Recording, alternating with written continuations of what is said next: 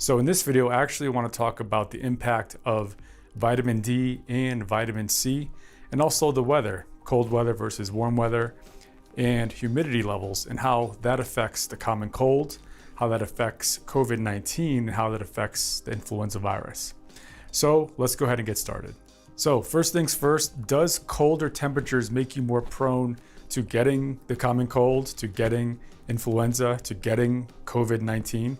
Which is caused by the SARS coronavirus type 2. Most health experts agree that when it's colder out, more people end up spending more time indoors, and this actually facilitates the spread of viruses. Also, experts believe that when it's warmer weather, the immune system might actually function a little bit better compared to colder weather. And there are actually studies out there that looked at specific viruses and how they spread during cold versus warm weather and at different humidity levels. Back in 2007, there was this study. In this one particular study looking at the spread of the influenza virus, they put guinea pigs together in a chamber and carried out different environmental experiments on them.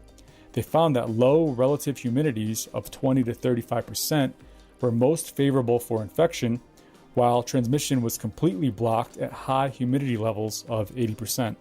They also found that when guinea pigs were kept at 5 degrees Celsius, transmission occurred with greater frequency compared to 20 degrees Celsius.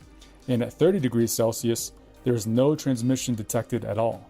The authors concluded that low relative humidities produced by indoor heating and cold temperatures favored spread of the influenza viruses. I also want to add that during the winter months, during the cold weather, people can get runny noses without actually having a cold.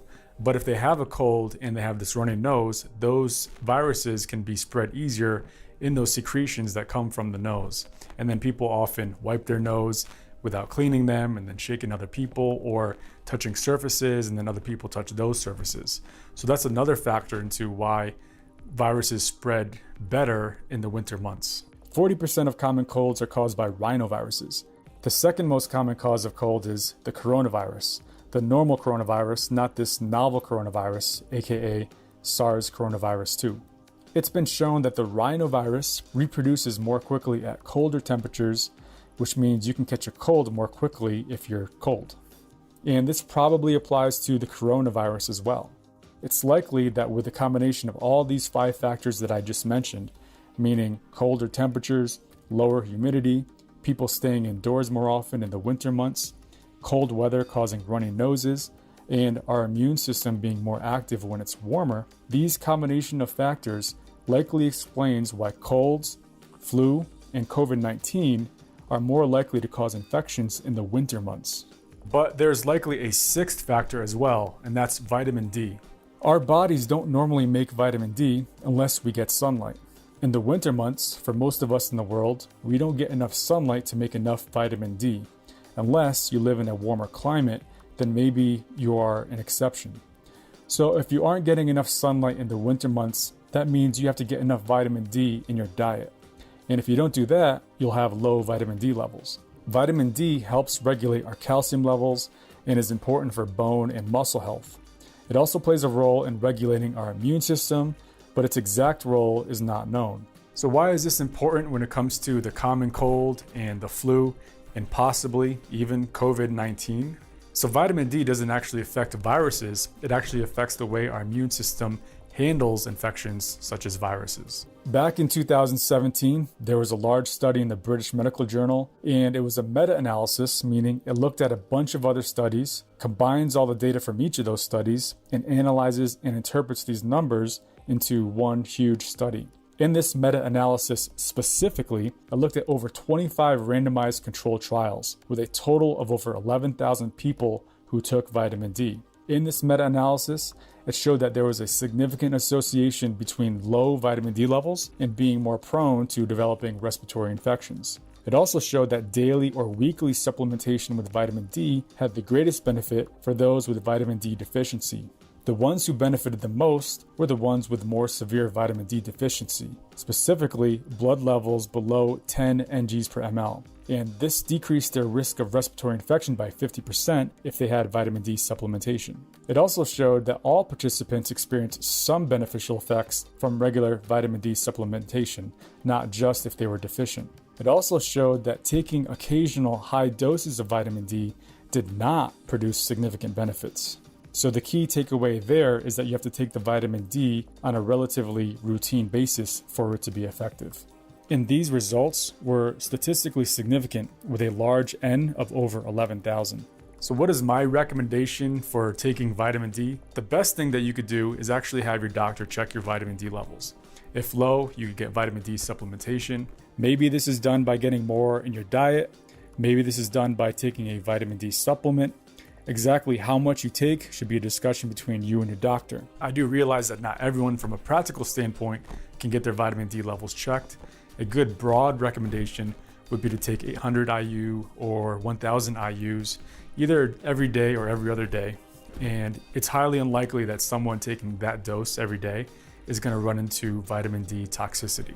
But again, that's a broad generalization, so we can get into a little bit more details with that right now. If you're getting your vitamin D levels measured, you want to aim for a level between 20 to 30 NGs per ml, and definitely do not exceed 39 NG per ml. We also know that too much vitamin D can be a bad thing. Vitamin D is one of 4 fat-soluble vitamins, and that means the body stores the vitamin more readily in the body compared to non-fat soluble vitamins. And this is significant because storing it in the body means more potential for it to have toxic effects. So just remember, too much is not a good thing. With vitamin D, as well as other supplements, some brands are more trustworthy than others. My go-to source to find out trustworthy brands for vitamins and supplements and such is consumerlab.com, and this is an independent lab that tests various products. I have no association with them, and there's no financial relationship that I have with them. So you can check out that website. The vitamin D that I personally recommend, I have no relationship with this company either, would be Nature Made. This Nature Made brand for vitamin D is also recommended by Consumer Lab. If you want to purchase it on Amazon, I'll provide a link below.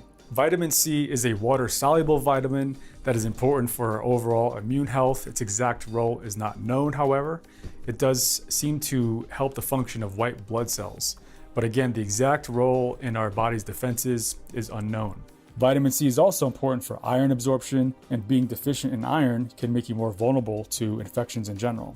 The normal recommended daily intake of vitamin C for adults from the diet and or from supplements is 75 to 120 milligrams. You can get about 80 to 90 milligrams from a cup of orange juice or a sliced orange, or even more from a kiwi fruit or a cup of sweet peppers. So it's pretty easy to get adequate amounts of vitamin C just from the diet alone. It's common folklore that taking vitamin C supplements helps treat cold symptoms. But for the most part, that folklore just doesn't hold up to scientific study. In 2005, researchers analyzed 55 published studies that looked at vitamin C's ability to fight symptoms of the common cold, and the findings were pretty underwhelming. In most of the studies, they found no benefit to taking vitamin C to treat a cold, though one large study found that people taking a very large dose, 8,000 milligrams, at the start of a cold got better faster. But subsequent studies were not able to confirm these findings. As of now, there's not enough research to recommend that people take vitamin C supplements either before or after they get a cold. So once again, there's no evidence that taking a vitamin C supplement, even at high doses, can protect people from infection from coronaviruses. This strategy is being promoted on various websites and social media. High doses of vitamin C given intravenously are currently being looked at in COVID-19 patients in China who developed pneumonia. So those results are still pending. But taking in more vitamin C than you need can lead to some side effects. That includes GI upset, so stomach upset, maybe a little diarrhea here and there. And if you take too much over the long term, that can lead to kidney stones and possibly cataracts. So until there are further studies that definitively show that vitamin C supplementation is beneficial in preventing and or treating respiratory illnesses, such as the common cold, flu, and now COVID-19, I do not recommend taking extra vitamin C unless you are vitamin C deficient. And it's highly unlikely that you're vitamin C deficient if you eat food on a daily basis. Zinc has been one of the most popular suggestions for helping with symptoms of cold and even this COVID-19. There have been conflicting results about the effect of zinc on the severity and duration of cold symptoms. Some studies showed that zinc reduces the duration of a cold by half, while others showed no effect. Another study found that the type of zinc taken determined the result. Zinc gluconate lozenges that provide 13 milligrams of zinc lessen the duration of colds, but zinc acetate lozenges that provided 5 or 11 milligrams of zinc did not. Zinc has also been shown in a lab study to inhibit the replication of coronavirus in cells, not this novel coronavirus, but the regular coronavirus. There's no evidence at this time, though, to suggest that using zinc lozenges can prevent this novel coronavirus, this COVID-19, and additional research is needed to determine whether zinc actually has an effect on colds. Also, keep in mind that excessive zinc ingestion can lead to copper deficiency and can impair the absorption of antibiotics, and the use of zinc nasal gels or swabs has been linked to temporary or permanent loss of smell. Traditionally, echinacea has been used to help treat cold symptoms. There have been multiple studies that have suggested that taking it when cold symptoms first begin reduces the length and severity of symptoms. However, these studies were very low quality, and higher quality studies that have been done since then showed that there was no benefit to doing so. Okay, now a final word regarding herbs and supplements. It's difficult to talk about most herbs and supplements with scientific authority because most have not been well studied for effectiveness, for side effects, and for appropriate dosage. Also, the FDA does not strictly regulate how herbs and supplements are manufactured. Therefore, compared to prescribed medications and non-prescribed medications, there's a bigger unknown in terms of strength, purity, and safety. So it's best to talk to your doctor before you start taking any supplement. Many interact with medications and many interact with each other, and some are not recommended for people with certain health conditions. Most supplements should be avoided by women who are pregnant or breastfeeding, and most haven't been tested for safety in children and therefore should not be given to them.